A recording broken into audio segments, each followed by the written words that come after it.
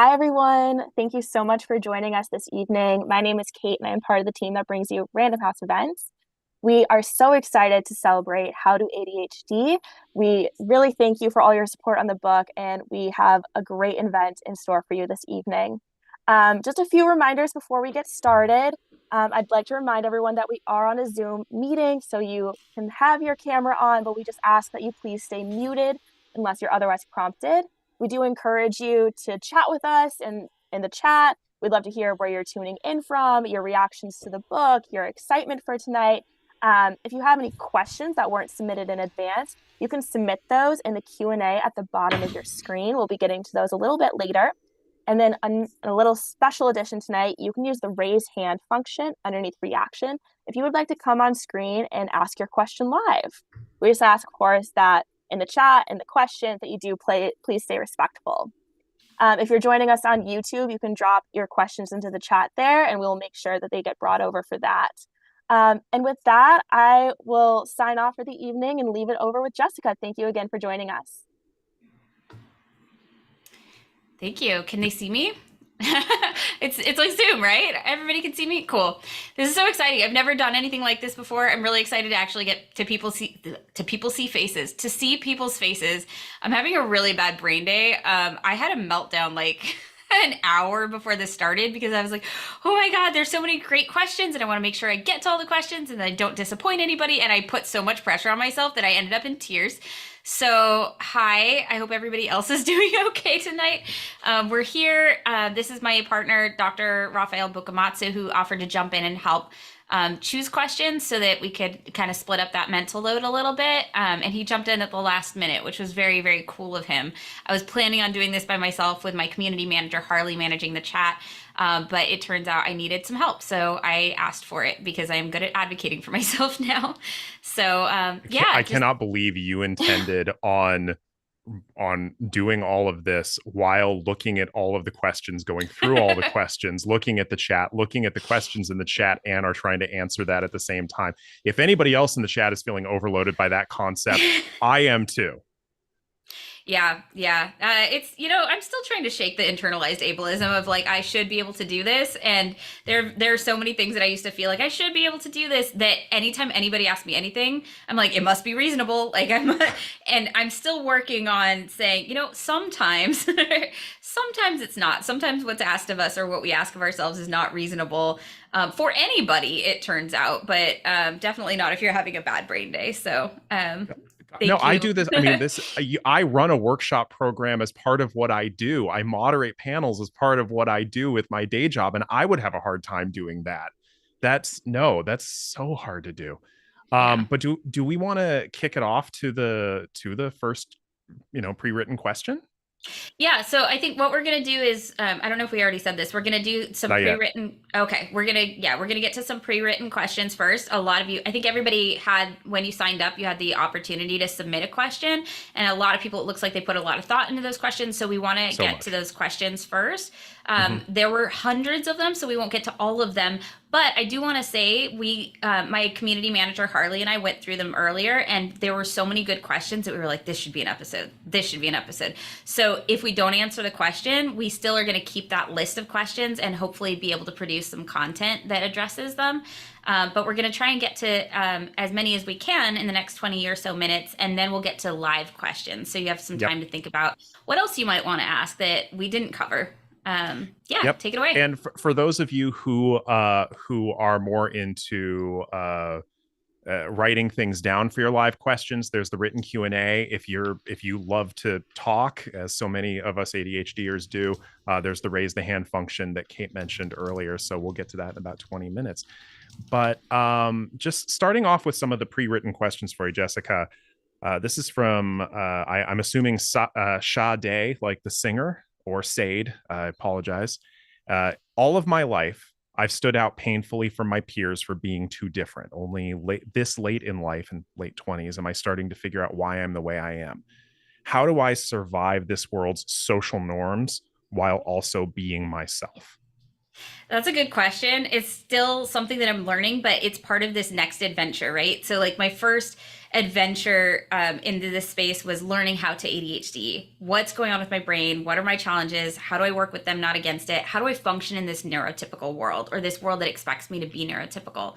What I'm really excited to say, and if anybody's gotten to the How to Change the World chapter, I won't be giving anything away, is that we are no longer living in a world that expects people to be neurotypical. And it's really exciting. That's changed really quickly, actually. Like since I started 7, 8 years ago, we now live in a world where we speak openly about neurodiversity. And so the next journey that I want to go on is learning how to take up space as somebody who is neurodivergent and not have to conform to all of the social norms, while also recognizing that other people exist, right? Like we need to be respectful of other people and allow them to take up space as the full person they are, as well as us taking up space. And sometimes that comes into conflict.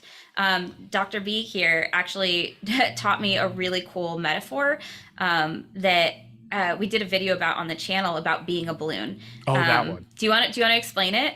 Yeah. No, it's one I absolutely love and will eventually learn in my own life because, of course, academically knowing something and living it are the same thing.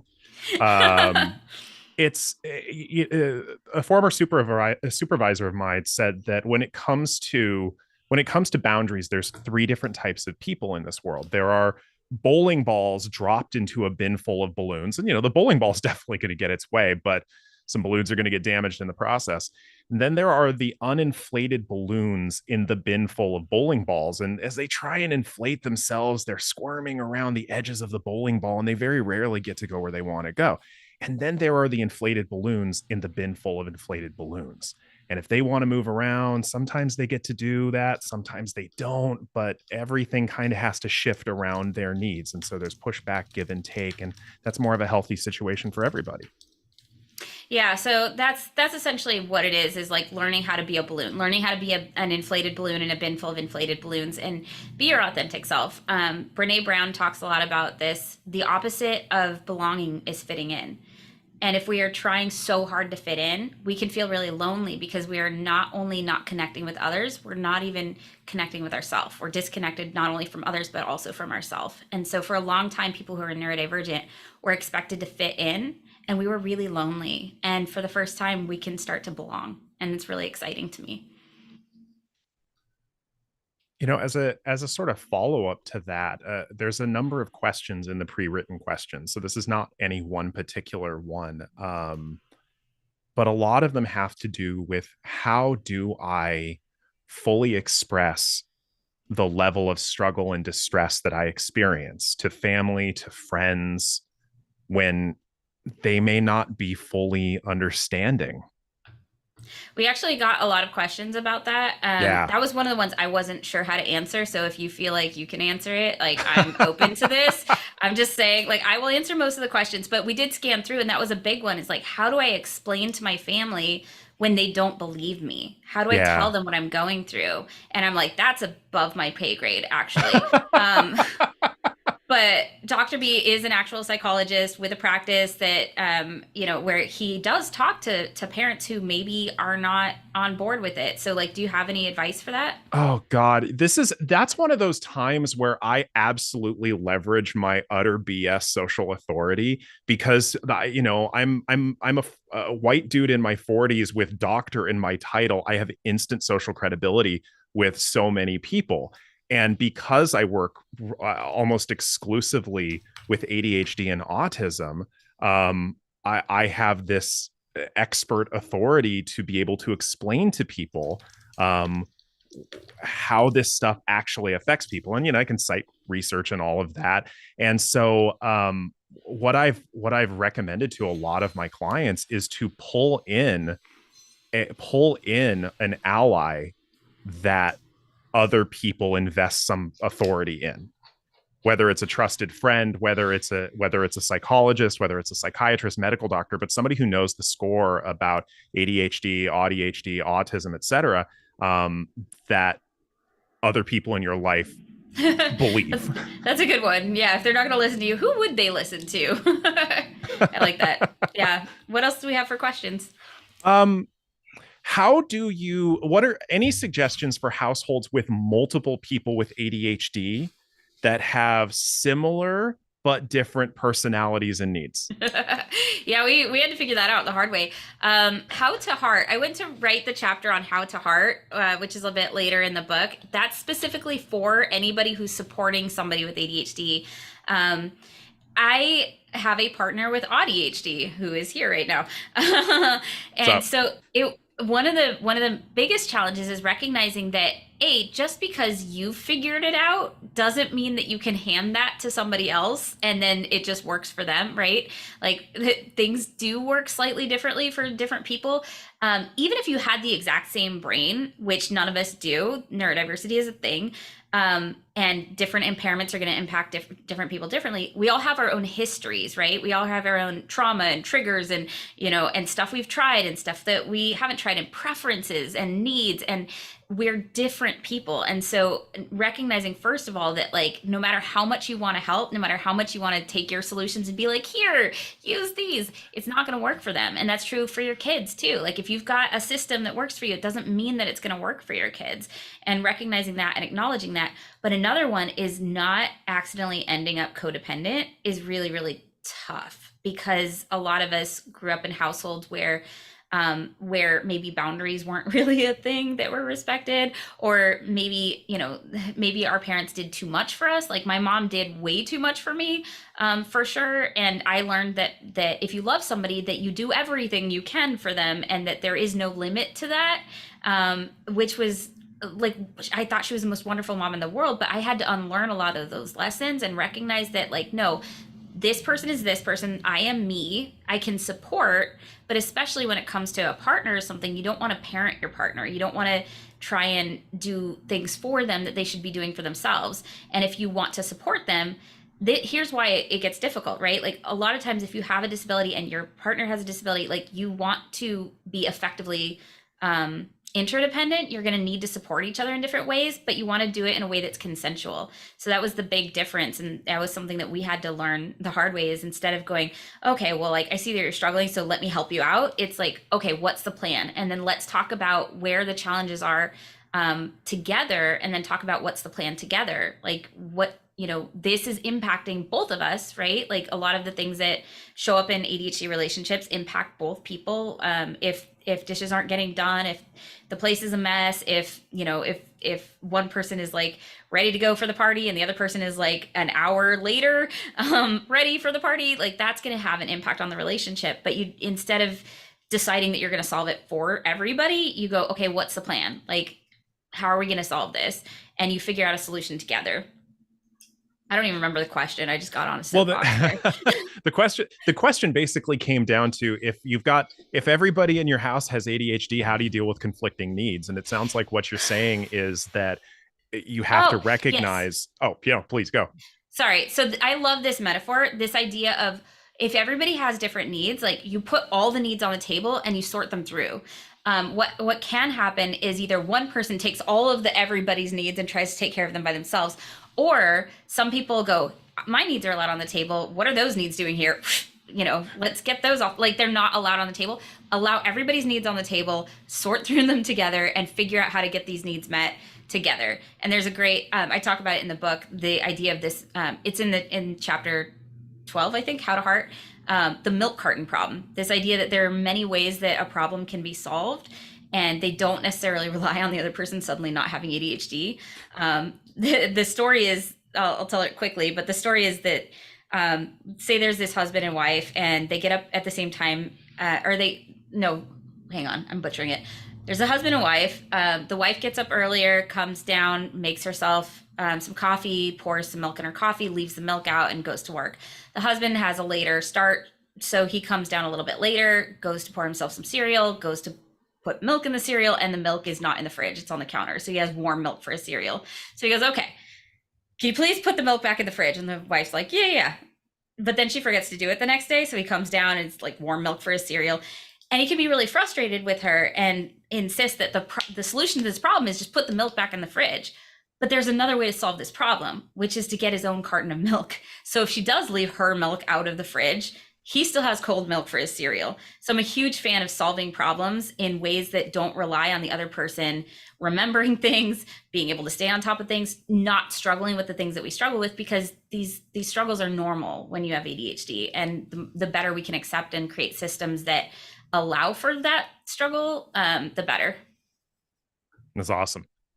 We're gonna do a couple more of the because we're already on 25 minutes into this almost. We're gonna do a couple more of the pre written questions, then we're gonna go to some of the live written questions, and then your live questions, gang. So think about your questions now. Get ready to raise those hands, and because we're gonna try and keep the questions as brief as possible to get through as many as we can. Oh yeah, and by the way, this is supposed to only go for an hour. I was like, that's not happening with this community. So I just realized I'm telling him now we're probably gonna go over, so we can take a few more of the pre questions. Look, 15 minutes is not a lot of time. These are really good questions with complex answers. I just appreciate you letting my autism brain know ahead of time before we Yeah, get to the hour yeah, mark, and I'm like, but time. yeah. No, it's an Um, hour in ADHD time, which means it's probably gonna be an hour and a half. so, do you have any advice for accommodation requests in the workplace? Are there Yeah. specific types of requests that would apply to different environments, such as flexible working hours, et cetera? What's your general advice for that? Yes. So I am a huge fan of askjan.org. If you have never gone there, it's so worth going. You can search by disability. So you can search by autism, by anxiety, by ADHD, by whatever. You can also search by other things. I think like what the work function is or what the Hmm. impairment is. But what I really love about it is it will show you a list of accommodations for different challenges that people with these conditions face, and you can kind of go through and get an idea of things that you might want to try. And if you need further guidance, they have a free chat and they have a free hotline as well. So you can either text or call them to ask. I mean, do the phone computer the computer chat. So I have pregnancy brain and words are hard. I also have working memory challenges, so it's been an interesting combination. But yes, like there is a text chat that you can do or a phone chat. And while they know the laws in the US, they will answer questions internationally. So if you are from a different country, like they will still take your question. They will still answer in general about these accommodations and things like that. So you can get some guidance. And I will say it's particularly useful from the perspective of somebody who manages people. That there is a lot of their database of being able to look by workplace challenges like chronic lateness. You don't have to look by diagnosis, because here in the US, it's illegal for me to ask somebody, so what's your medical history in the workplace, just that bluntly, because it's none of my business. But yeah, askjan.org. Do you have, Jessica, any advice or tips or strategies for teachers who want to support children with ADHD in their classes to the best of their ability, to help Yeah, them feel yeah. seen and understood and heard? I do. Okay, so there's a few things that we know really, really work. One is there's something called the DRC, a daily report card. There is really good research on that being incredibly effective for ADHD students. It is, however, more to add to your plate. But in general, if kids with ADHD can check in with an adult at some point during the day who sees them, who can see what their goals are, see how they're doing toward those goals, and ideally like give mom a call, give dad a call and be like, "Hey, your kid did really well with their goals today." That's actually very helpful because long-term goals are really tough for ADHD brains. And so that grade at the end of the semester is not going to be very motivating, but knowing mom or dad will know how I did at school today, like that's a really, really powerful tool if you are able to do it. But if like most teachers, you are overwhelmed and you have way too much on your plate, I'm actually a huge fan of, with if and when you can, doing universal design There are so many individual ADHD accommodations that are really tough for teachers to remember on IEPs and 504 plans and all of this. Whereas if you can do things to make your classroom more ADHD friendly overall, it's less taxing for you. And it also supports not only your students with ADHD, but students who maybe haven't been diagnosed or maybe could benefit from those things that even though they don't have ADHD. So like really simple things like having a basket of fidgets that are classroom appropriate, meaning they're not going to distract your students or or you, having that basket of fidgets that are just available on your desk for your students to use. Writing questions on the board supports working memory challenges. So instead of asking the questions verbally, having them written down is really helpful. Homework assignments, like I can't tell you how many times like I got distracted during class while the teacher was explaining what the homework assignment was going to be. There's probably technology for this now. It's been a while since I'm in school, since I've been in school, but making sure that those homework assignments are written down somewhere where the student can access them. Yeah, I just realized I'm sharing how old I am with that suggestion. I'm pretty sure there are better systems now. Card catalogs. Yeah, yeah. But yeah, and then even something like allowing students to have headphones in class, like if that's something that they need to either be able to focus and tune other things out while they work, right? Like not while you're talking, but while they're working silently. But also it can help cut down on the talkativeness. This was a really interesting surprise for me, but I heard from somebody in my community that that their child had an accommodation where they were allowed to listen to music because what they needed was verbal stimulation. And if they weren't getting it by listening, they were going to get it by talking. So that was a really neat one. So last pre-written question before we get to some of the live ones. Oh, sorry. I just saw. Oh, I'm gonna. You know what? Author's privilege. I don't know. I just made that up. are Any you are ideas you, for are those you who going are? Mel Brooks on me? It's good to be the I'm king. going rogue. Yeah, in the meeting Okay. chat. Any ideas for those who are the teacher? Yeah. I love that the teachers are connecting with each other. I'm a teacher. Any specific areas you're struggling with, like keeping up? I just want to point out, like whether you're a teacher, whether you're a parent, whether you're the partner, whether you're like me, I'm a boss, like I have a company, I have a team full of neurodivergent people. It can be really tough to be the person with ADHD who's responsible for helping these other people too. So there's a rule that I have that I really like, which is it has to work for both of us. So if you are the teacher, doing things that work for your students but are not going to be doable or sustainable for you, that's not a good solution. So I don't know what the solutions are. I just know that that's a good guidepost. Is this going to work for me too? Because you matter too. I just wish we could have gift that right now because the chat's lighting up with Jessica McCabe saying, "I'm a boss." Oh, I almost got a spit take out of her. Oh, I'm so close. Oh my God. Oh, I'm gonna go for it. I'm gonna try and make that We're like happen. letting people see the behind the curtain now. This is great. Well, okay. So given how your book ends and the revelations you had in writing it, will the YouTube channel continue? And if so, what direction do you envision it going? Yeah, the YouTube channel is continuing. I went through a little bit of a crisis. Like, I learned all the things. I don't have anything else that I need to learn and share. Like, what am I going to do? I've won ADHD. I know it sounds ridiculous, but I'm serious. Like, and I had one of my research consultants be like, no, like, you've pretty much burned through all the material. Like, everything that we know about ADHD, you have covered at this point. But there are a few things that we can do at this point. So one is I realized that just because I talked about it once on the channel 6 years ago doesn't mean that everybody who needs this information has this information. So I'm hoping to focus on repetition, variety, like putting this information out in different ways. So like in a carousel on Instagram, like, hey, here are some great tips for helping you sleep better, or here are some challenges that are sleep related that people with ADHD face that people can swipe through. So getting the content across different platforms and in different ways, so that people who may have found it helpful once years ago and don't remember it can come across it again, and hopefully over time like internalize it and be able to learn it better. But other things too. It's essentially I'm going to start switching my focus from like let me learn all the things to let me make sure that I'm teaching them as effectively as possible. So I'm excited to learn about different teaching strategies, different ways to help with retention. because most of what I've done so far is like info dump, which is, it's great to like be able to go back and see all of this information, but it's not like, it's hard for people to learn that way. Like we need that repetition. We need to break things down and present information in bits and pieces over time. So I want to do that. I'm going essentially from being a student teacher to like a teacher teacher. But in terms of what I want to learn, I want to go a little bit beyond the ADHD research and look into, um, almost like case studies, like anecdotally, like what is, not just how to do, but like what's worth doing.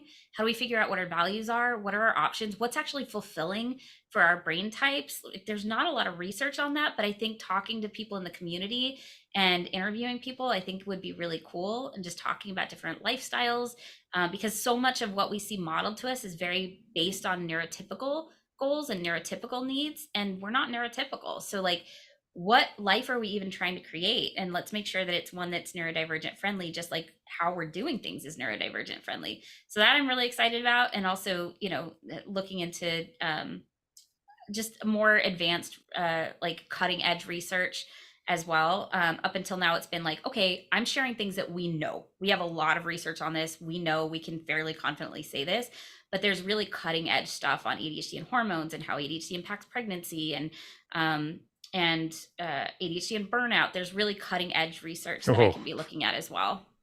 oh, burnout. Now you're getting into my world. Yeah.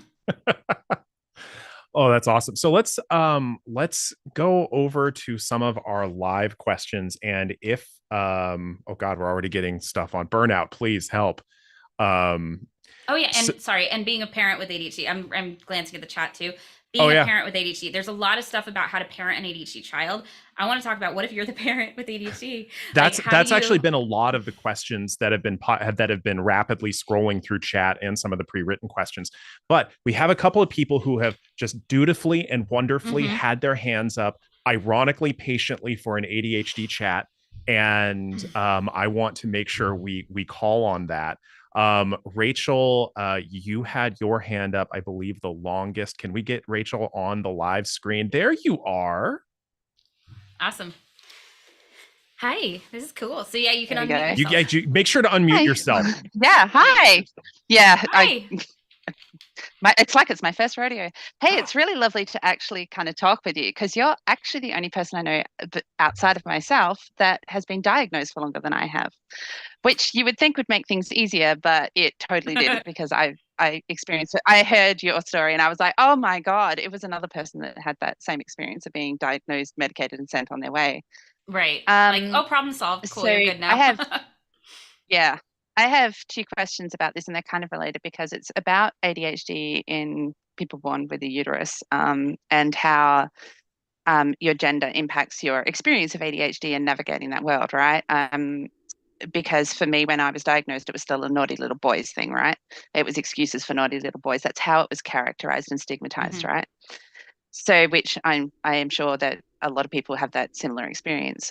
Um, but I also have come to realize that the ADHD intersects and interacts with my hormones. For instance, when I have my menstrual cycle, or when I was pregnant, oh my God. So I feel for you at the moment.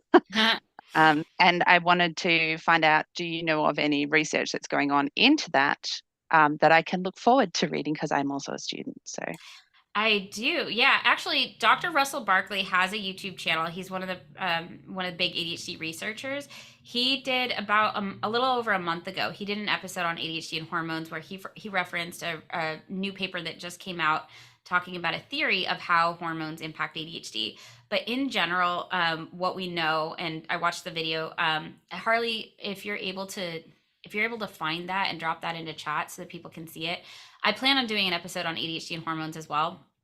Um, but basically, what we know is that hormones do impact ADHD symptoms, and there's certain times in life. I think this theory was like there are 4 times in life when that really makes a difference. So one is when you're going through puberty, that can be really disruptive. And so this one study found that even girls, or females that had ADHD that were subclinical, maybe didn't quite qualify would go through puberty, and then they would be clinically like able to be diagnosed because the symptoms like worsened with this transition. I know for me that was definitely the case. I don't know if I was subclinical. I was very distracted and inattentive and stuff, but I definitely went from a more internalized presentation to suddenly more externalized. When I went through puberty, I was screaming like at my mom, like, I hate you, I wish you'd die. Like, and that was not me before. Hormones definitely Yeah. had an impact. And that's why why my mom took me to get diagnosed. But then there's also during the menstrual cycle, what they found was really interesting, that mid menstrual cycle, the way that the hormones work is that or just how they interact with the ADHD is that impulsivity and risk taking kind of increase, and then toward the end of it, some of the more internalized, like the negativity, the depression, the Oh my God, yes. PMDD seems to be more common with those with ADHD. For those playing the home game, PMDD is. Oh, right. I Premenstrual thought you were going to dysphoria. explain. Yeah. Oh no, Yeah, it's that this lives with is it. yours. I'm not stealing your thunder. Really bad PMS, basically, like real Yeah. bad. You're not doing okay. You're not fit for human consumption.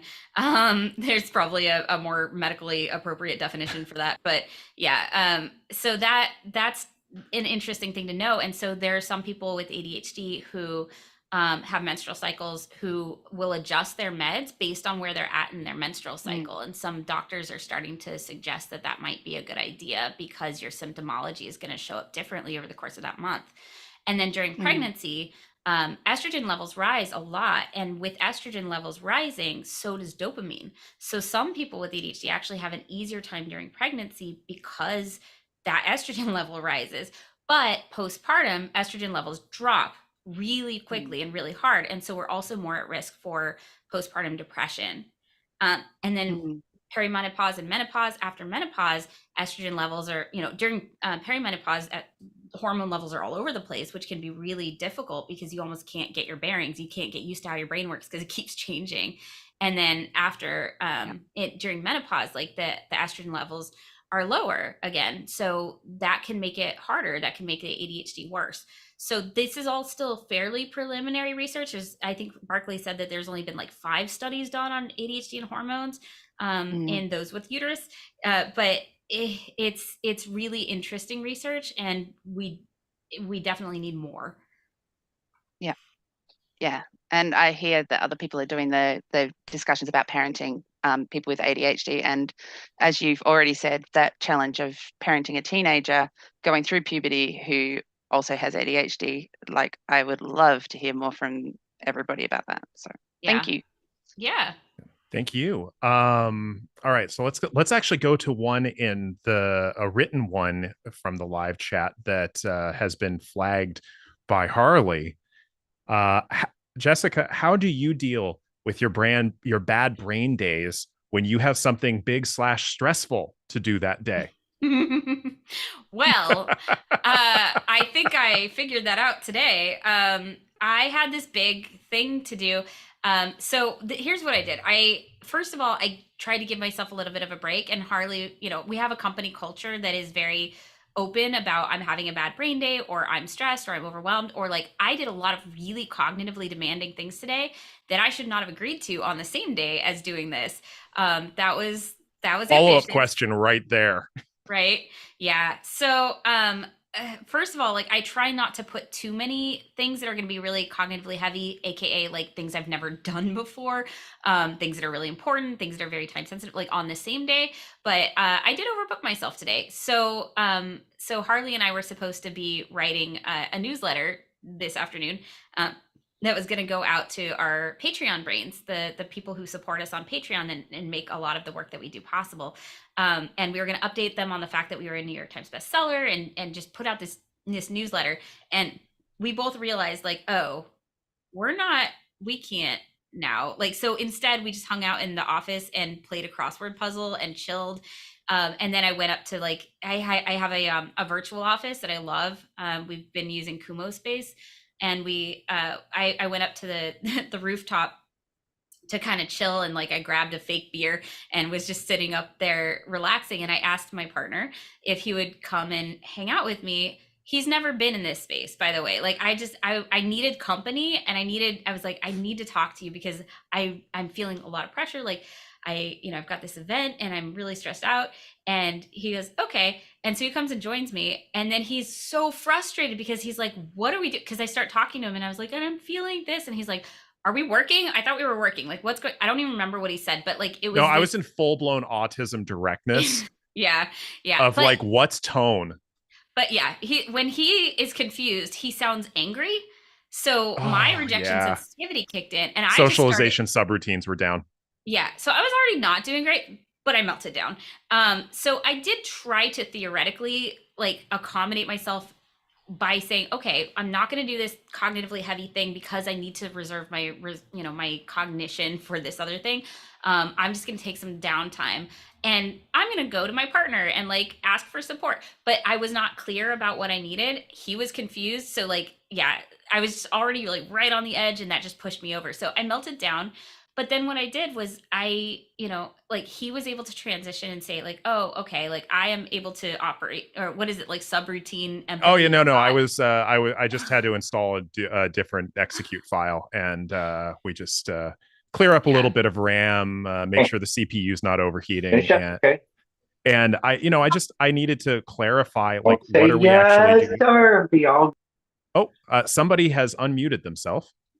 Yeah. Just a reminder to keep yourself muted, folks. Thank you. Yeah. So what happened is like that happened. I recognized that I was not okay. So I turned off my camera and I started texting him. And we've actually found that that's really helpful for communication. If anybody wants like a quick hack and you have not figured out this hack, texting is supposed to be something you shouldn't do because miscommunications can happen. Well, actually, texting can be really helpful sometimes for neurodivergent brains because it helps you slow down and figure out what you're trying to say and then say it, and it takes the like extra emotionality out of it. So it's been really helpful for us to sometimes communicate over text, and so that's 100%. what we did.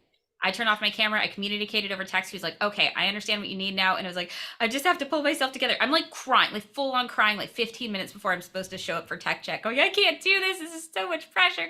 I want to make sure that everybody's happy and everybody has a good time. And I answer all the questions. There's not time to answer all the questions. And he goes, okay, hang on. Like I have adjusted to what you need right now. Like I can be there for you if you need. And I was like, okay, I'll try to come back. So I tried to come back, and he had adjusted. He had been able to shift into this other gear and was able to support me, and not only support me, but he was like, hey, would it help if I jumped on and moderated and asked questions? I was like, would you do that? At this point, we're 6 minutes away from tech check, right? And I was like, would you do? And not the first time this has happened, by the way. Oh, the last time was not my fault though. John Green did not show up to a panel, and I was like, hey babe, you're really good at moderating. You want to moderate this panel instead of John Green? Anyway, but yeah, so that's thank you for that. And now let's go back to one of our face-to-face folks. Sorry, I realized I should actually answer the question. So basically what I do is two things.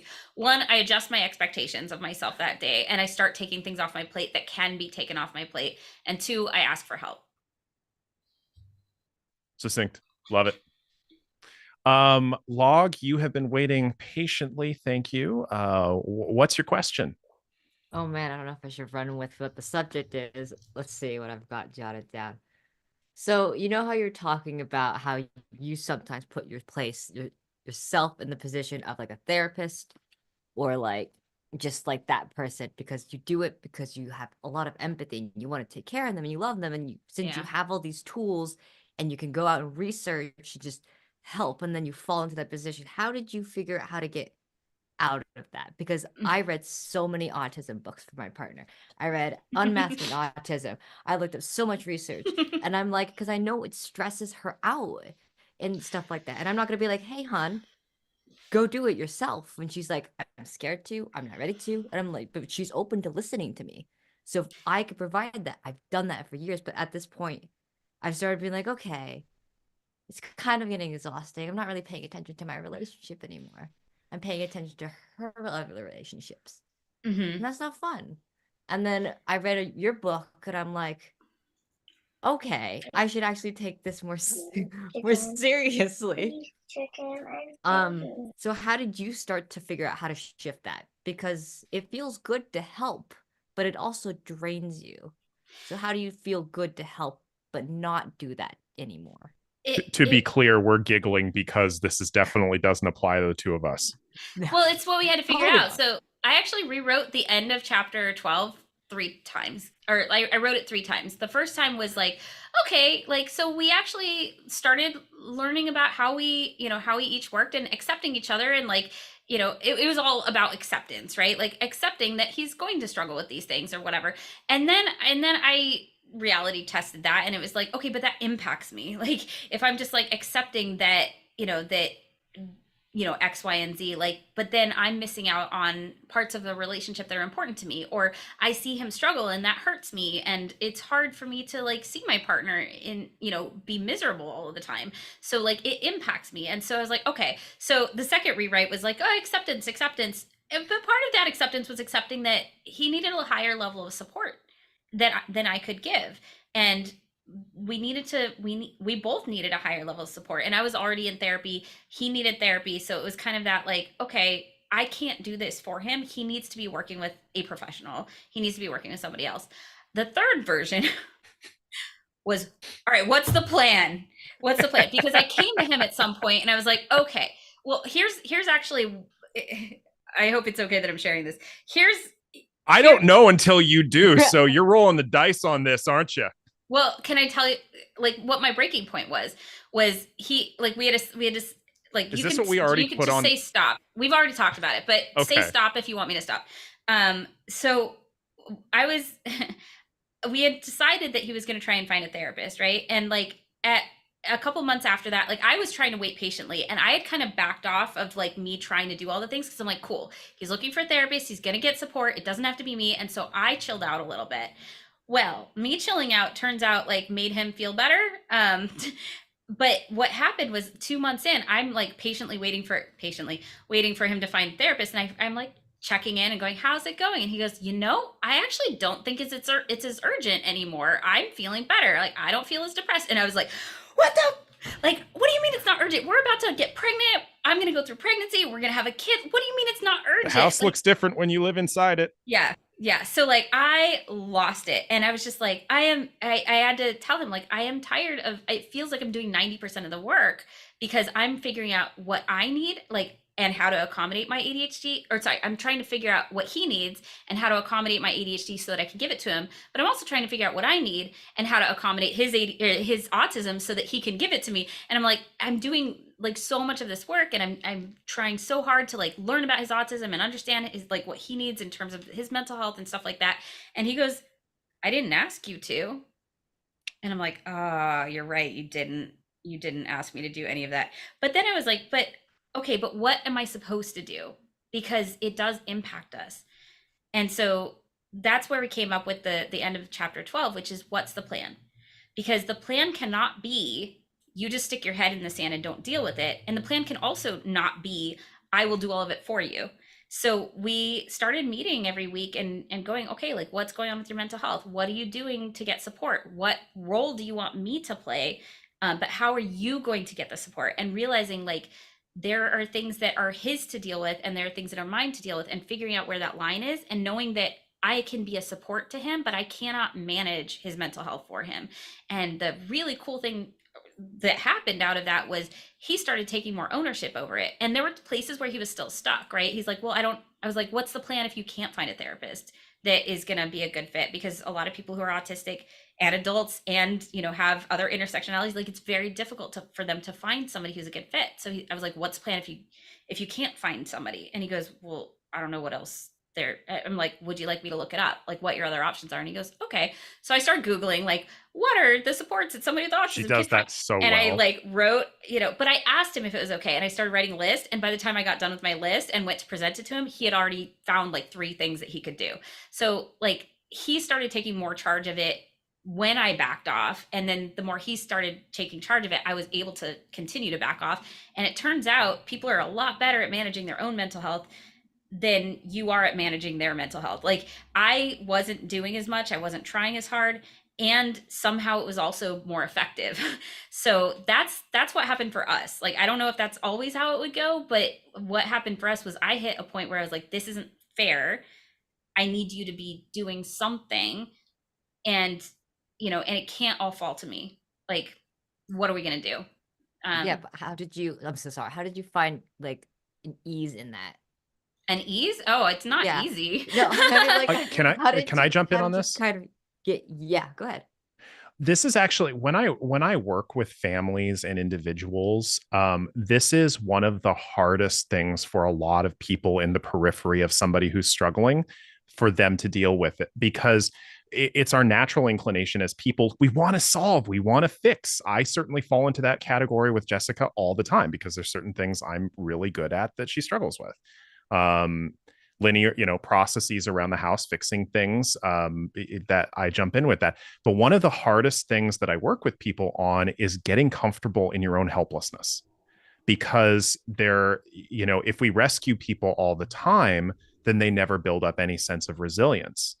And I've certainly worked with families for whom that was the case, that you know somebody never actually had to deal with adversity, because they were always rescued, and then they ended up anxious as all get out, and then they had to learn to cope on their own. And so it's hard for everybody involved to give that space and just be able to say, hey, I'm going hands off at this point. Not my circus, not my monkeys. Yeah, and I'll hear about it, but even then I like set some boundaries around what I was and wasn't willing to hear about, because before that it was like anything that he wanted to bring up, like I would take on and try and help with. But I realized that some of it was actually not good for me and it was hurting me. So I put some boundaries around like where I would support and where I wouldn't support, and that was really helpful too. But I did also come up with a boundary for myself, which is I realized I can have a partner who is disabled, who is struggling with mental health issues and all of that, but they need to be working on it. That's actually really important for me. And it's for me, it's an intergenerational trauma thing. I watched my mom, do everything to compensate for the fact that my dad had probably undiagnosed ADHD and he was not doing anything about it. So she kind of took on all the brunt of the fallout of that and all of the extra work that landed on her plate because of it. And my grandma did the same thing with my grandpa, who we think was undiagnosed autism. So it was a pattern that I learned from my mom, that she learned from her mom. And I went, I'm breaking that pattern. I am not doing this. I am like breaking this pattern of intergenerational trauma and going, I will be with somebody, but they need to be working on and responsible for their own mental health. I will support, but they do need to be working on it. And I told them that. And it was hard. I was like, if I'm going to be with you, I need you to be working on this, because if you don't, I will try to, and that's not healthy for either of us. Yeah. So to synopsis all of this, so I could let other people who have questions, is get comfortable in not doing everything. Because I started the ball for her, and she's now like, the moment she was like, I think I'm okay with the therapist, I did the same thing that you did, Jessica. I have a PDF, like a file that has thousands of therapists that are like fit for her. That could be, you could go through this, you could go through this. So she's just starting, and let her journey be starting to right. Let her journey be your journey, or let her journey be her journey, and recognize that she's not going to be in the same place as you, and she's not going to maybe progress as fast as you would like her to, and make sure that you're okay with that, and and that it's worth staying along for that ride. I think it's just getting used to sitting there and being like, she's gonna be okay. I know it sucks to watch, but she's gonna be okay. It's hard, but also know that but know that she needs you as a partner. And that was a big one too that helped me, is understanding that trying to be a coach or therapist or a parent or whatever to your partner comes at the expense of the role you already have. Your role is to provide companionship and love and support and acceptance, and that's really hard to do when you are trying to fix the other person. Thank you. Yeah. Really common thing that comes up a lot. It's super common. Okay, going back to the written questions. Oh, I had one that Harley marked. Let's see here. Basically, what it has to do with is, how do you deal with your own rejection sensitivity in professional spaces, especially if they're causing you difficulties in taking advantage of professional opportunities? Yeah, rejection sensitivity is a tough one, and it can make it so that we don't take risks in ways, like asking for the raise or speaking up for what we need, or or in making friends. There's so many things that rejection sensitivity can limit us in if we don't work on it. Rejection sensitivity is, you know, it's not dissimilar to anxiety, and can come along with social anxiety. It can come along with ADHD, different conditions besides ADHD. But the answer seems to be, on some level, desensitizing yourself. So like taking little risks where it's safe enough for you to take risks and building up your window of tolerance. So it was really scary for me to put out my first video on YouTube, but I did it, and that made it just that much easier to put out another video, And at first, when I would get a negative comment or something like that, it would destroy me, and it would really like resonate in my brain, and I'd be like in tears over it, or I couldn't get it out of my head. But over time, I got desensitized to it. And now I can get really mean comments and just go, wow, like what is going on with that person? And recognize that it's not about me, it's about them. Like people bring their own stuff, and sometimes take it out on you. And I guess, yeah, that's one of the things that helps in general with the professional stuff is recognizing that a lot of times it's not about you, it's about them and where they are. They're not reacting to you, they're reacting to their past, they're reacting to like what they think you're saying because of their own history around it. They're reacting because they've had a bad day.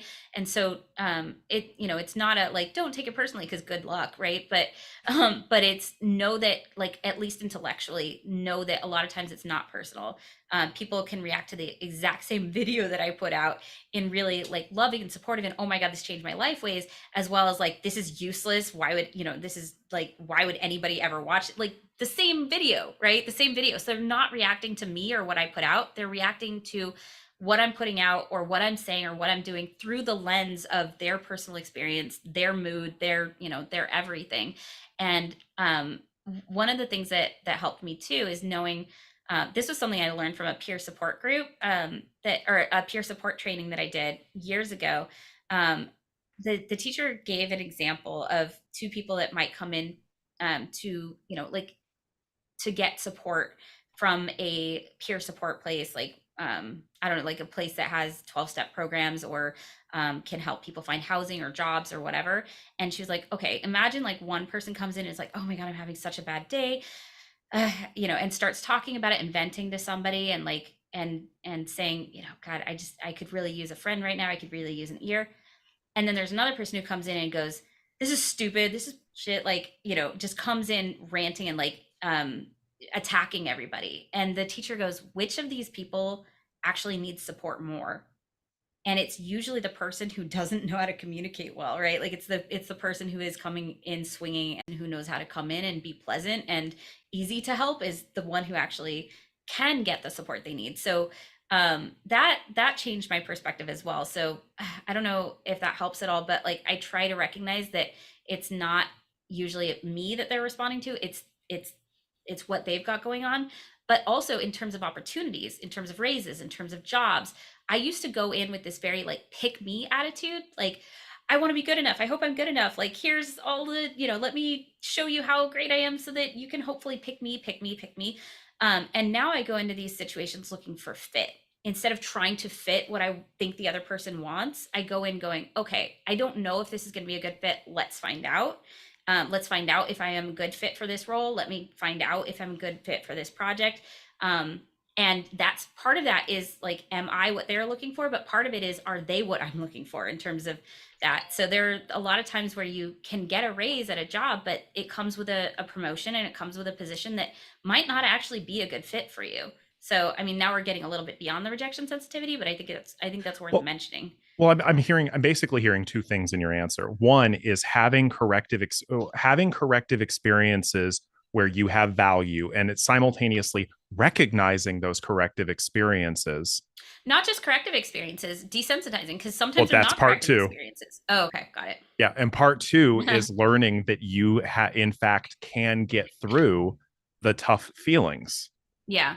And expanding your window of tolerance a little bit at a time. If you are terrified of rejection and you're very sensitive to rejection, going out and asking for $100,000 raise, like that's probably not going to go well. And that's going to be a big ask. And it's going to be like not the most pleasant experience.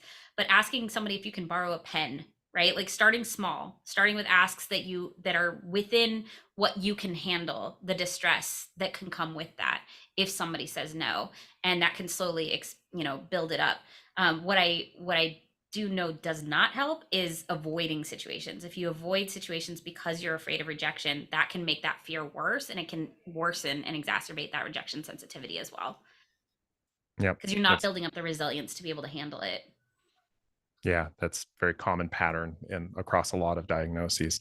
Okay, Sword Thief, you have been waiting so wonderfully and so patiently. Remember to unmute yourself. I love this. Hi, I love how's this it handle. going? Hi, Sword Thief. Hi. Everybody, hide your swords. I get that more often than you think. I'm gonna try to. I'm really bad about keeping my stuff brief, but so I'm still trying to kind of navigate because I've actually only been diagnosed for like less than 2 years.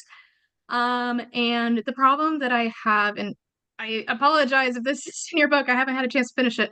Um, the problem that I have is where I live in the US is we don't really have a whole lot of like as far as like doctor, psychiatrist, therapist, like we don't have a lot of like great options for as far as like expertise in mental disorders like ADHD and autism and of the like.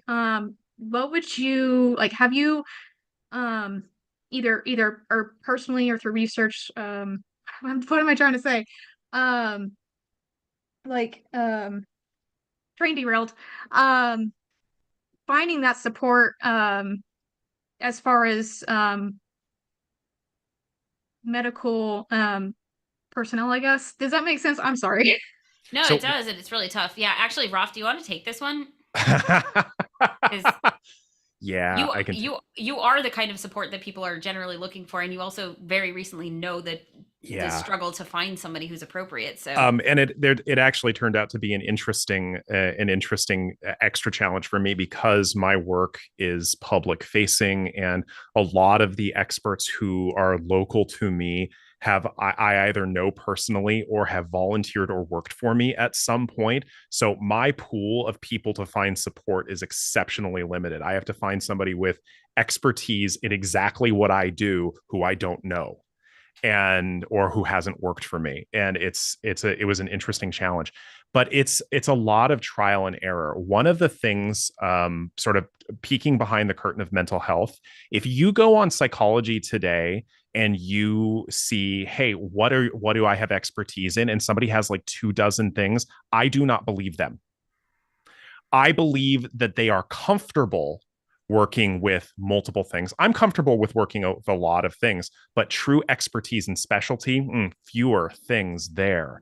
And there is a big difference between somebody who's comfortable working with ADHD and somebody who specializes it. And so that's one of the questions I will ask a potential provider, medical otherwise. What's your knowledge level in specifically working with ADHD and autism? And I'm interviewing and that's actually you're actually not the first person to tell me that as far as having that like 24 lists and so like I make sure to look at that, but it just seems that locally and it's not just that, obviously you have your insurance networks as well is also a big issue. So it's just I just have a hard time. I know that I need to find the medical support beyond the diagnosis that I received, but it's having a hard time finding someone with that expertise. Yeah. So one of the things I will say is that regulatory agencies are getting better about catching up to technology. And so now there are multiple collectives of different mental health professionals that practice interstate. At the psychologist level, there's something called PsyPact, which I believe if you work with a PsyPact psychologist, they can work in like 30 out of 50 states via telehealth. And I think the master's level counselors and social workers have some similar stuff. It depends on what jurisdiction you're in. I don't see California or New York picking up with PsyPact, PACT, anytime soon, because California and New York have some strange regulations. But so you have a place to start. Yeah. Psychology Today's Therapist Finder. You can search by your insurance. You can search by region. You can search by specialty. It's a good place to start. And then somebody dropped in chat, like if anybody needs access to support groups and accountability for adults with ADHD, there's ADA, so ADD.org. You can find support groups. And then CHAD, Children and Adults with ADHD, often have local support groups as well. And Suzanne Sophos is here and works with Chad. They're free, they're donation based. I helped Suzanne start one in the LA area that's still going. I ended up leaving, but they kept it going, and it's super cool to be able to connect with other adults, and those adults can also often help you find local resources because what I did, it was so hard for me to find a doctor in the Seattle area. I got frustrated and I just went on Twitter and went, does anybody know anybody? And like at that point, there were enough people with ADHD following me that some people were like, yeah, my doctor's great. And I was like, cool. I ended up having to pay out of pocket, and like that was not a good long-term solution, but at least gave me a place to start while I kept looking. So I don't know if that's an option as well, just like networking with other people with ADHD in your area to find out who do they go to.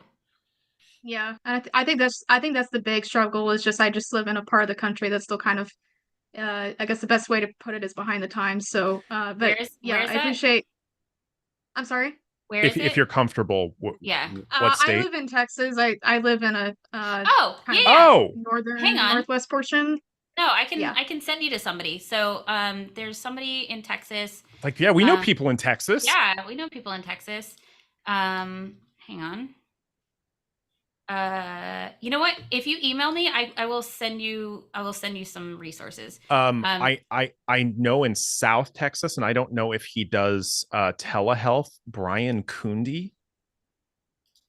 Kunde. He's a social worker who really specializes in working with ADHD. Perfect. And then I just sent you my email address as well. So if you email me, like I have some people that I can send you to who can probably, at least like if they're not local enough for you, help you find somebody who might be. Awesome. Thank you so much. I appreciate your time. Of course. Thank you, Sword Thief. I'm gonna break pattern here, and I'm gonna kick it over to Brody, who has had their hand up for a while. Thank you, Brody. Remember to unmute yourself. The mute is still on. The mute is strong with this one. Mm-hmm. Okay. So thank you for having me on. It's an absolute pleasure after all the time I've spent following you. And as a matter of fact, I wanted to thank you because that's... Yay! I thought that sounded familiar. That was a good quote. Yeah, thank you so much. I hope that a lot of people can relate to my story of like, I understood on a surface level that I had ADHD. I didn't really understand just all of the ways it impacted me. And I was like, oh, well, maybe if I need to feel more productive, go back into bullet journaling. I remembered I watched your video about bullet journaling, and that sent me down the rabbit hole. So I don't think I would be at the stage of my journey where I am without you and your channel, Jessica. So thank you so much for that. And I wanted to say also congratulations on the pregnancy. Thank you. I think there are fewer people more prepared to learn about parenting a child in the ADHD world than you. Thank you. And you and your partner, of course. I'm just here. So don't worry about it. No. Listen. Jessica may have started it, but you're an important part of the journey. I think I was there for part of the process, I think. Hey. Oh, I was so close. A family-friendly channel. I was so close. We'll maybe we'll get her at some point today. Anyway, so at the current place where I am in life, I'm at a point where I can see myself going in many different creative career paths, trying to make a life for myself. I'm not at the most stable point in my life right now. Working a part-time job and everything. Well, I mean, I'm working it full time, but it's like a store. And I was wondering if you guys have any thoughts or advice on picking a direction, staying the course, making the time for it. I know it's kind of a long-term project sort of thing. I've started seeing a new therapist who specializes a bit with ADHD, and I'm still getting to know her. But if you guys have any thoughts to contribute, that would be greatly appreciated. So I want to make sure I understand. You already have a project picked and you want to figure out how to stay the course, or you're not sure what to do yet? I have many projects Okay. that I have Okay. ideas for. I went to college for game design, and making games is something that I would like to do, but also like writing, drawing, learning new Okay. skills. I'm going to actually send you to my very first video ever.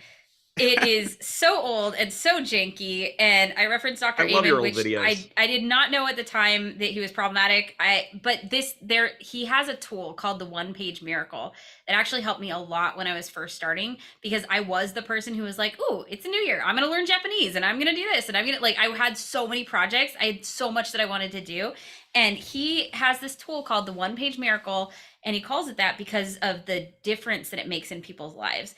And so I did a version of that in that first episode, and like I linked to it. You can click on it and download it and use it. It's basically you take all of these ideas, like all of these things that you want to do, and you boil them down to one piece of paper in terms of what you want in terms of your life. What do you want for your relationships? What do you want to do? Who do you want to be? What do you want to, what do you want to accomplish? And it's really, really tough to do, but that process was really helpful for me. And then you put that one piece of paper somewhere you can see it every day, right? And so I put it in the front of a binder that I was using regularly at the time. And like, I don't know, 2 weeks later, I lost the binder. I don't know where it went. But a year later, I found it. And when I found that binder, I looked at all the things that I said that I wanted, and I was like, I've made progress toward all of these. I don't like, it was actually magic. I didn't even look at it every day that year. Like, I lost it. I had no idea. But I had gotten clear on what it was that I really wanted, that really mattered. And then when opportunities came up that sounded new and shiny and exciting, I was able to compare those to what I had said I wanted. And one of those, and it's cool to be able to say this now that like the channel's been successful. It's helped a lot of people. New York Times best-selling book. Like, you guys bought the book and then came to this thing. Here's what I almost got distracted by.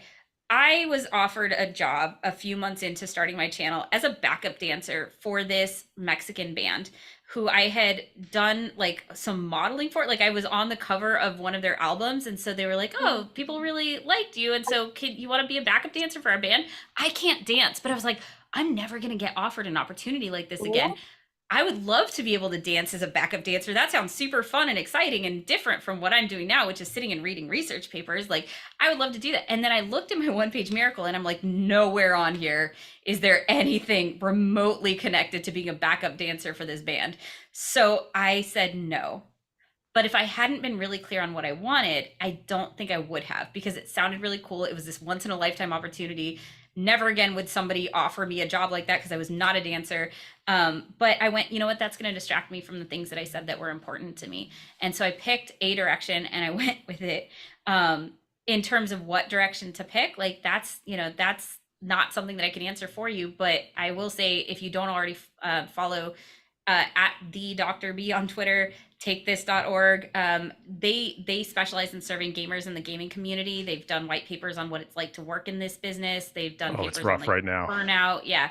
So like, if you have any questions about that, like follow their stuff. I will drop that. Actually, Rolf, do you want to drop?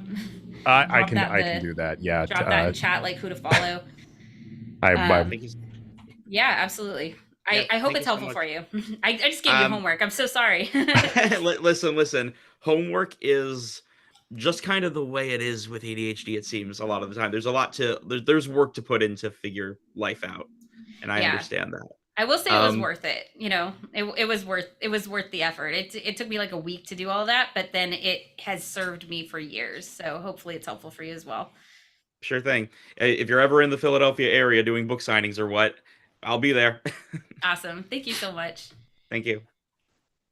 Can we answer the first? There was somebody who asked the very first question in the written question. questions. Yeah. Is said good design.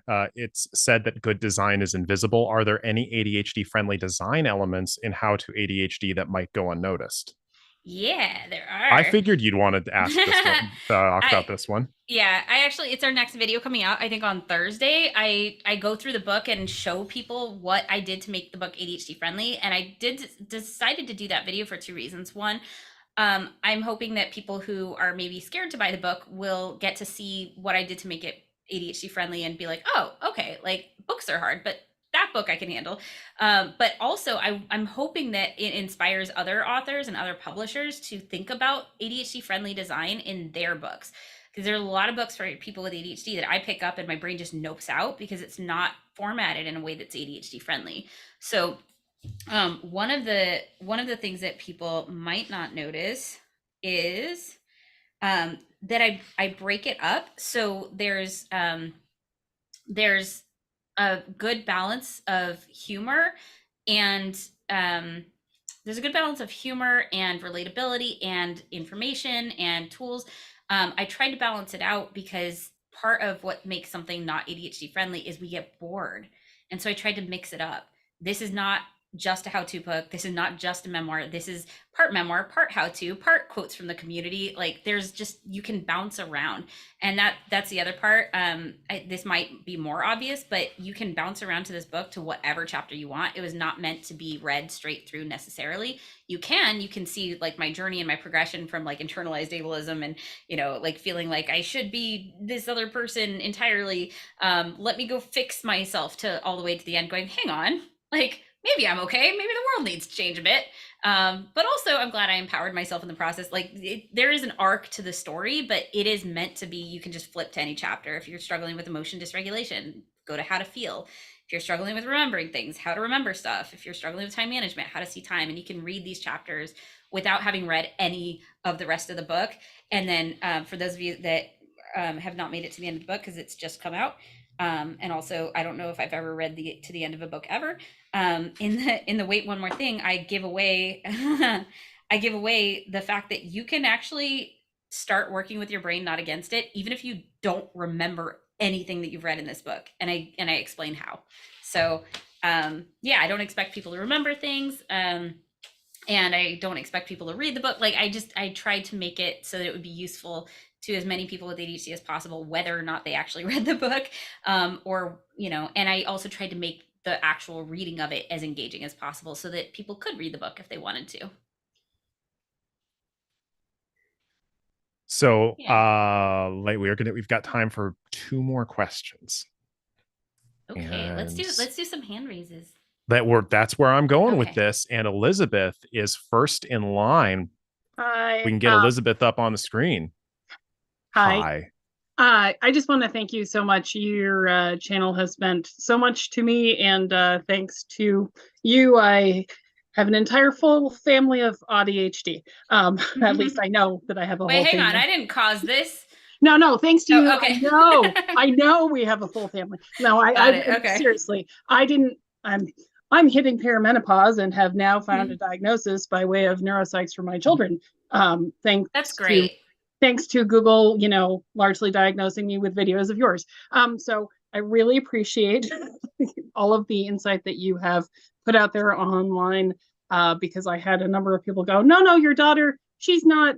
No, and I was like, no, I feel like I keep seeing this stuff which applies. And I feel like it would have applied to me if I had figured this out 30 something years ago. And I'm so thankful that there's so much more information out there. And congratulations on your pregnancy. I'm so excited for you. I gotta take some. You have one in your office now? I need it. I have heartburn constantly. But thank you. There's one on every floor of our house.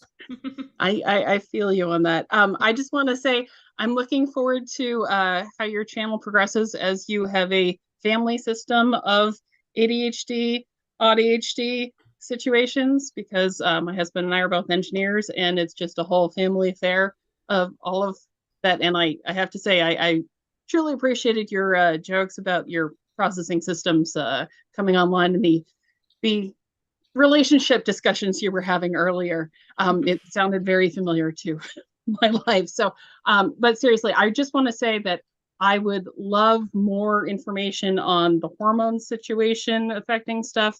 I was diagnosed with postpartum anxiety with my children, but I realized after the fact that that was definitely ADHD and no one knew it.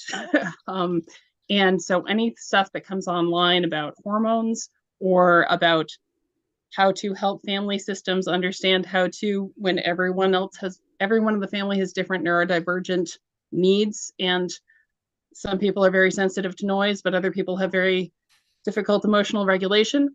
You know, Yeah, it's fun. It's fun when needs and challenges bump up against each other. There are so many times when my partner's like, "This would be helpful," and I'm like, "Yeah, that would be helpful. I should do that for you." And then I realize, oh, I have my own limitations, though. Like the thing that would be helpful for you is not my strong suit. So, like, an example is, I am a verbal processor. I understand things by speaking about them out loud and giving a lot of it. Like, I have to talk through all of it before I understand what it is that I'm trying to say. Do you get someone going? Can you get to the point? Can you get to the point? Oh, meanwhile, Not over here, that. I'm running twin linked 4090 graphics cards. I've got a 8 terabyte solid state hard drive, half a gig of RAM, and it's a Pentium 2.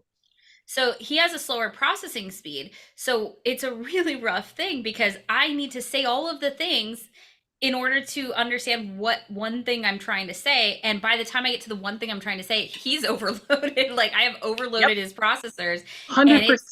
Really what word am I paying attention to? I have begged my husband to upgrade to a multi-threaded processor so many times, and we don't know how to upgrade the firmware. We can't. Yes. So I feel you.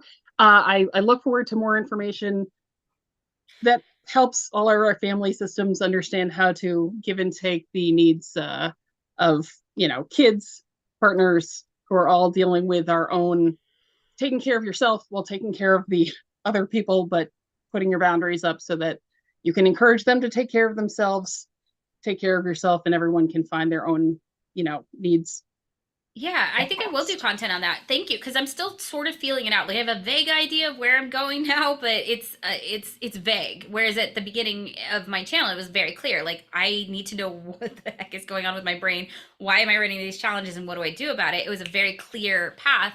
Now it's like, okay, it's a little bit vague where I'm going with this, but I really like what you said about family systems of ADHD, or the family system. Like, great, you figured out your brain. Now what happens when you have to integrate with a society of people, or a household of people, or or a workplace, or like if you're a teacher with ADHD. Homeschool your children during a pandemic while you all have all of that going on. I mean, so, like, that's probably hopefully not happening again. Yeah. But that's it, and that's one of the big things that I want to focus on. So yeah, if you're following the channel, like, we will be doing content on that, probably when I get back from maternity leave. But I'm really excited to explore that. Like, how do we interface effectively together when we all have different brains and different needs, and how do we show up authentically without getting on each other's nerves, right? And different parenting styles that come out from the different neurodivergent traits, which I wish you lots of luck, and I know you have all the resources available to you that I hope it helps you guys navigate as smoothly as possible. Yeah. Good point. Okay. Anyway, thank you so much. You just helped me a lot. I don't know if I answered your question, but you answered a lot of mine. I look forward to all of your future content. So okay. Thank you. Thank you. I appreciate that. All right. And for the last question of tonight, I'm sorry, folks, that we couldn't get to everybody. We are gonna keep track of all the ones in writing and on both the pre-written and the live ones. And will we still be able to see these questions, the ones that are written down? Oh, that's a question for the production team. I believe we should be able to. Yeah. Random House says yes. Okay, good. Okay, cool. Yeah, because cool. these are such good questions, and I would like to be able to answer them. Yeah, if we do, Victoria's going to be the last verbal question we get to. If you still have questions, please write them in the Q&A so we can retain those. And it can inspire future content on how to ADHD. Yeah. So what's the last question? Yeah, Victoria, can we bring Victoria up on stage? Hi. Hi guys. I'm kind of in a situation that I think you guys have been through before, but I'm just not sure. My partner and I are going to be moving. He's in the military. So we have a couple months to move, but I'm also pregnant. So I don't know how to take care of myself, but also help him with the moving process, because it's going to be very stressful for him, because he is very severely ADHD, being in the military, that makes it even so much more fun. But if you guys have any ideas of how I can, take care of myself, but also help him with the moving process and take some of that stress off of him. Where are you at in your pregnancy?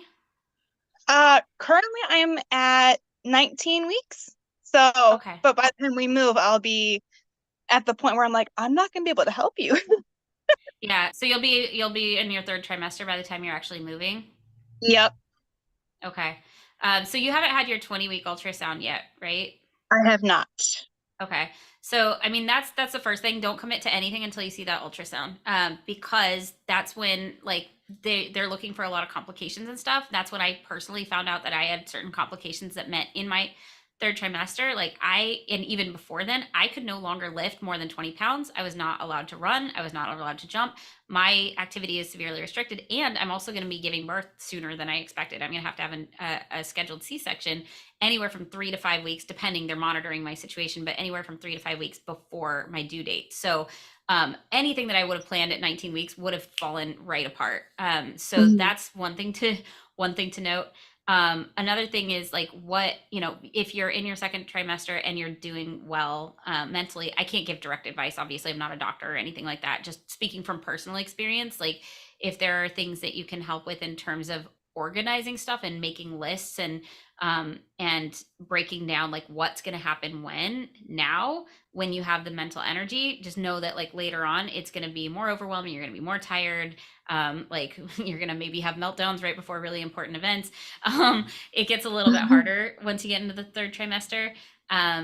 Is if there's any way to like outsource some of the supports, it's really good. Like I don't know if you have, I mean, I know with traveling in the military and stuff like that, it can be hard to build up support networks, but if you have any support networks, enlisting those, and remembering that you are pregnant, like it's really easy, especially when you have ADHD, especially if you're in the second trimester and you've got your energy back, to overcommit and overdo it. But like you are still pregnant, you are still growing a human.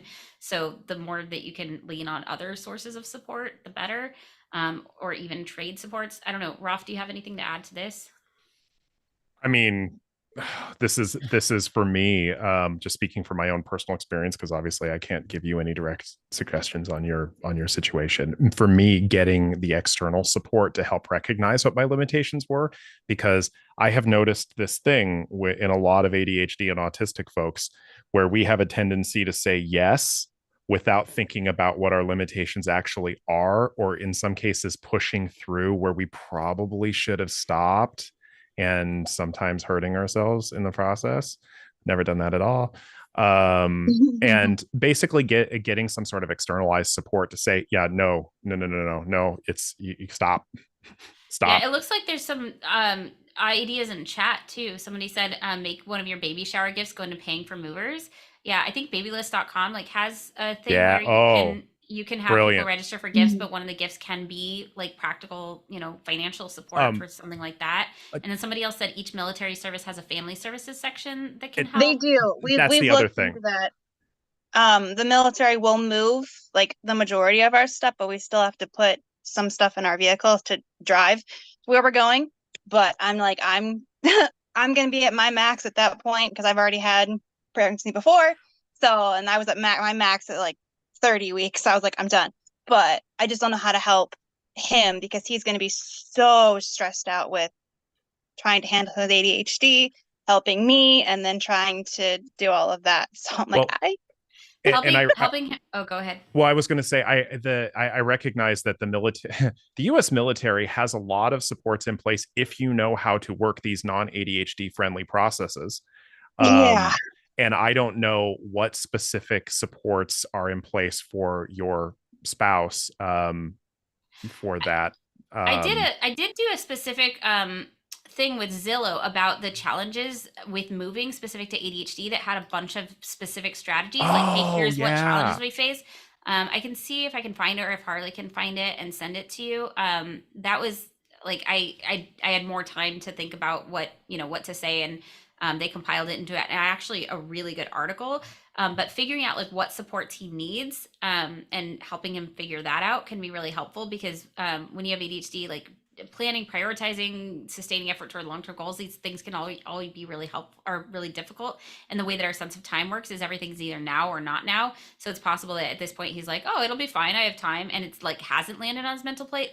Or by the time it does land on his mental plate, he's like, I have to do all the things, and it's really hard to prioritize. So like figuring out, okay, what's most crucial and like what can we let go can be really helpful. Like, you know, realistically, if you're moving, you're pregnant, you're going through all of this stuff at once, you're maybe not going to unpack all of the boxes. So what boxes are important to unpack, and make sure that those get labeled and packed first and put in a you know, or packed last and put in a separate area where it's like, okay, we don't have to get to everything, but like we need this, like, you know, and things that are going to be important for you and your pregnancy and you know, for you to have right away, that you need, those need to be like somehow labeled bright yellow, neon pink, whatever it takes to make sure that you get your needs met, but in a way that's going to be more ADHD friendly. It's hard to give specific advice in this situation, but do we have that article? I don't know if Harley can find it. Or The Zillow one that you did. Let me look it up real quick.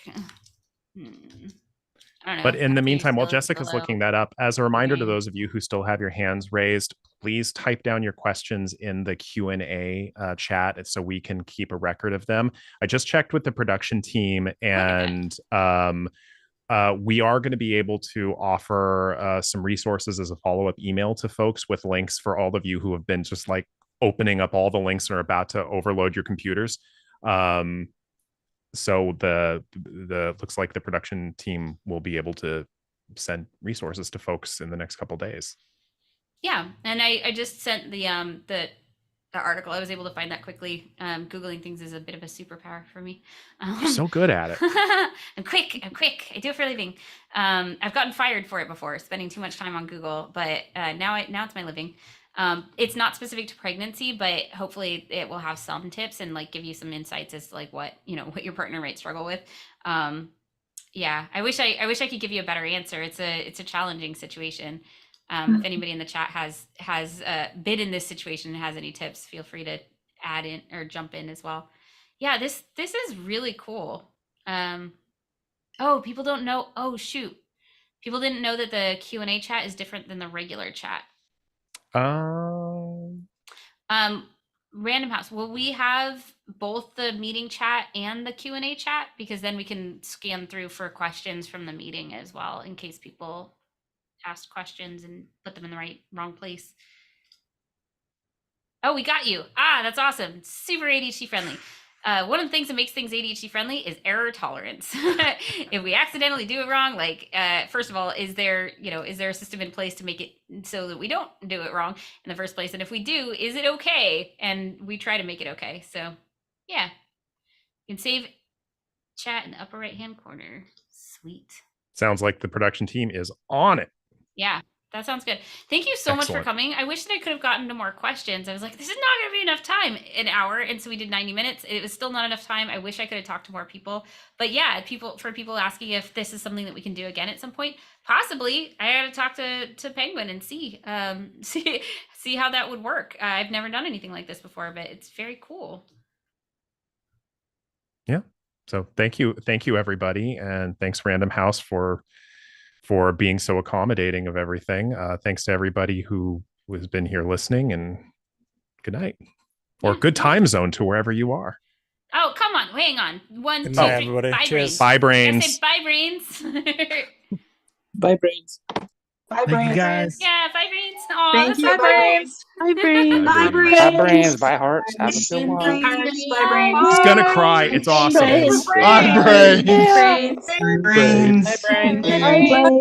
Guys, thank you so much. If there are hearts there, bye Muchas hearts. gracias.